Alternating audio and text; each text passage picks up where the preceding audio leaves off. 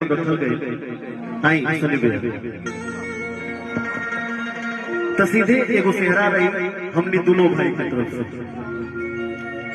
और कहना कि मुझको काजल की धार से मारा गया।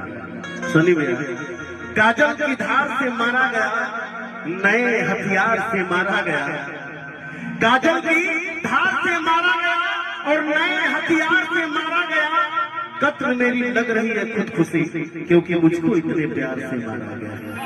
वाह वाह, आई सीधे एगो लाइन रही, सहनाइयों की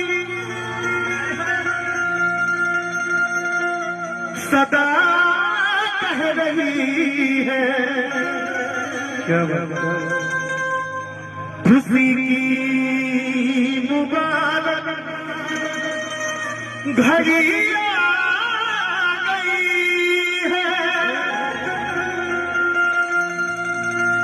सजी सुर्ख जोड़े में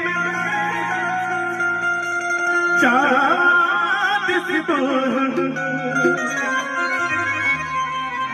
जबी पे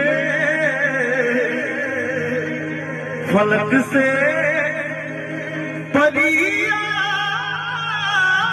गई है। बढ़िया कलाकार के सामने गावे की हिमाकत करतनी हमारी हिम्मत देखे रहा। एक बार मैं निवेदन करूंगा सनी भैया, सरस्वती माँ किसी को तख्त देती है तो किसी को ताज देती है और होती है जिस पे बेहद पसंद उसे सुंदर आवाज देते। एक बार सनी भैया के लिए जोरदार तालियां न होला कि धान के देश पूरा से चिन्हा जाला, इतने देर में चिन्हा के कि कैसन कलाकार बने, कहीं ना कहीं हमनी से भी अनुभवी कलाकार बने। देखिए बाजना न बजे मतलब विषय ये नहीं कि बाजे तो खूब बढ़िया गावेला, ये रही तो मार्केट में सबका अपना अपना होता है, सबका अपना अपना गाने का तरीका है।